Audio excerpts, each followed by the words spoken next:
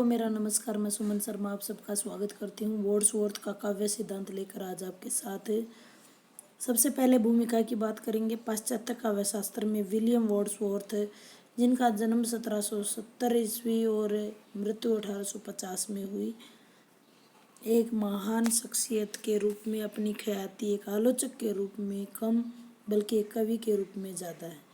Coleridge, Byron, शेली, kits के समकालीन कवि विलियम वर्ड्सवर्थ को 1843 में इंग्लैंड के पोएट लिरिट यानी राजकवि की उपाधि से नवाजा गया। रोमानी काव्य युग की प्रवर्तक कवि के रूप में वो अपनी धाक जमा चुके हैं। उनकी जो प्रमुख रचनाएं हैं, वर्ड्सवर्थ की दो रचनाएं प्रमुख हैं, evening walk and descriptive sketches 1793 में और लिरिकल बैलेड्स, इसके दो भाग हैं। ये प्रथम भाग 1798 में और द्वितीय भाग 1800 ईस्वी में आया है। लिरिकल बैलेड्स की प्रसिद्धि से वर्ड्सवर्थ की सफलता के चरम शिखर पर पहुंचा दिया। इस रचना ने तत्कालीन काव्य जगत में हलचल मचा दी। प्रचलित काव्य प्रस्थानों को हटाकर नवीन मान्यताओं तथा श्रेणियों की स्थापना का उपक्रम हुआ। इस संग्रह के काव्य विषय और काव्य भाषा दोनों पर नव अभिजात्यवाद यानी न्यू क्लासिकल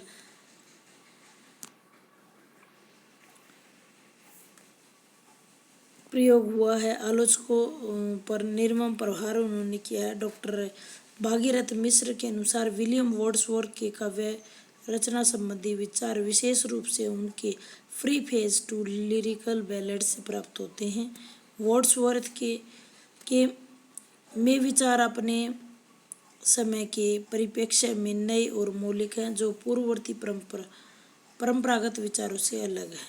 वर्ड्सवर्थ ने काव्य सिद्धांत के साथ साथ लिरिकल बैलेड्स की भूमिका, अपने काव्य सिद्धांत, काव्य की विषय वस्तु, काव्य का प्रयोजन इत्यादि पर विचार विमर्श किया है, अपने विचार प्रकट किए हैं। सबसे पहले उनके काव्य सिद्धांत की प्रमुख मान्यताओं की बात कर लेते हैं। नंबर 1 है काव्य सिद्धांत में ग्रामीण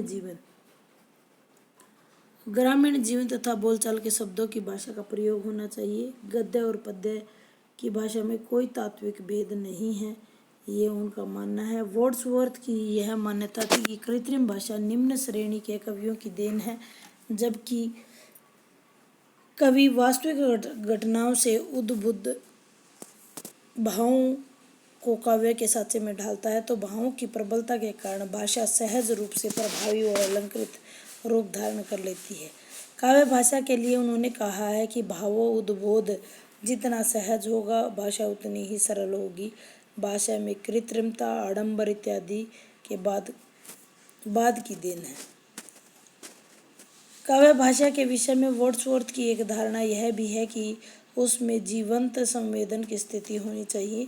वर्ड्सवर्थ ने छंद को कविता के लिए अनिवार्य नहीं माना, यद्यपि उन्होंने छंदों की महत्ता, उपादेयता तथा शक्ति को अवश्य स्वीकार किया है। काव्य सिद्धांतों का विश्लेषण कर लेते हैं। वर्ड्सवर्थ की दृष्टि में कविता में उन घटनाओं और परिस्थितियों का वर्णन भी उसी भाषा के भंडार से चुने तो सामान्य जीवन में जो घटित होती हैं। वर्ड्सवर्थ भाषा में बनावट, कृत्रिमता और आडंबर के विरोधी हैं, नैसर्गिकता के प्रशंसक। ये नैसर्गिकता का मतलब होता है प्राकृतिकता, जो स्वाभाविक हो, अपने आप आ जाए। अच्छे गद्य में छंदोबद्ध रचना में भी कोई तात्विक भेद उन्होंने नहीं बताया है। वर्ड्सवर्थ का विचार दोनों भाषाओं में अभिव्यंजना करने वाली इंद्रियां और दोनों को ग्रहण करने वाली इंद्रियां एक ही हैं। उनकी राग रुचि भी परस्पर समान होती है, इसलिए गद्य और पद्य में विशेष अंतर नहीं किया जाना चाहिए। वर्ड्सवर्थ ने जन सामान्य में प्रचलित भाषा का प्रयोग करने की बात की है, उसमें अलंकारों का प्रयोग भी हो सकता है, पर यांत्रिक ढंग से, पर उनकी भरमार नहीं, वरना सहज स्वाभाविक व्यवहार ही वांछनीय है। व्यवहारिक भाषा का प्रयोग ही करना चाहिए।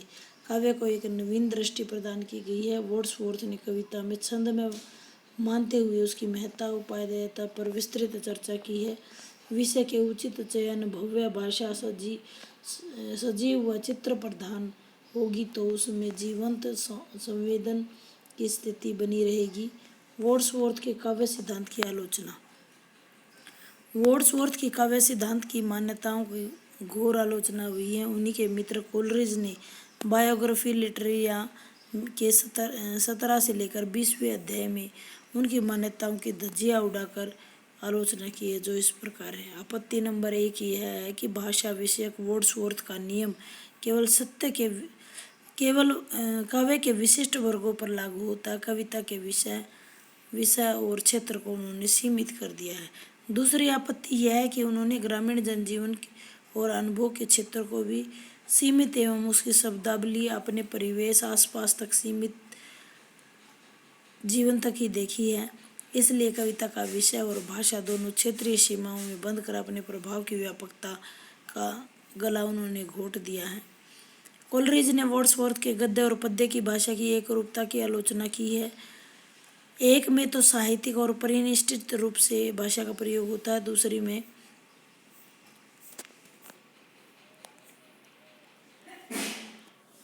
में शब्द क्रम संयोजन छंद और अलंकारों की छटा का ध्यान दिया जाता है। दोनों की भाषा को एक मानना सबसे बड़ी भूल बताई है। कोलरिज ने कहा है कि ग्रामीण भाषा का यदि परिमार्जन बदलाव कर लिया जाए तो वह ग्रामीण कहाँ रह जाएगी। वर्ड्सवर्थ ने भाषा की कृत्रिमता और आडंबर का भी विरोध करते हुए कि यह वास्तविक भाषा पर, ये पेज दोबारा से आ गया है, पर बल दिया है। इस संबंध में कोलरिज का आक्षेप है कि प्रत्येक मनुष्य की भाषा उसके ज्ञान, क्रिया, संवेदना और शिक्षा के स्तर पर होनी चाहिए, जो कि अलग अलग होती है। मूल्यांकन और निष्कर्ष की बात कर लेते हैं। वर्ड्सवर्थ की काव्य संबंधी सिद्धांतों की मान्यता निश्चित ही मौलिक, नवीन और महत्वपूर्ण है। उनकी भाषा संबंधी मत उनके काव्य संबंधी विचारों में से घनिष्ठ रूप से संबंधित है। उन्होंने कविता को प्रबल आवेगों का सहज उच्छलन माना है। दूसरी ओर काव्य के विषय में यह भी कहा है कि कवि केवल कविता के लिए नहीं, आम लोगों के लिए लिखते हैं। डॉक्टर भागीरथ मिश्र वर्ड्सवर्थ के काव्य संबंधी विचार भावुकतापूर्ण होते हुए भी व्यवहारिक और तत्वपूर्ण हैं। उन्होंने काव्य संबंधी सिद्धांतों में नवशास्त्रवाद के घेरे से निकाल करके सर्वथा नई नूतन विचारधारा स्वच्छंदतावाद से जोड़ने का प्रयास उन्होंने किया है। उन्होंने प्रचलित और पारंपरिक काव्य शैली को बदल दिया। उम्मीद करती हूँ आपके लिए वीडियो लाभप्रद रहेगा। अगर PDF आपको चाहिए तो आप डिस्क्रिप्शन बॉक्स में जा कर के PDF डाउनलोड कर सकते हैं। धन्यवाद।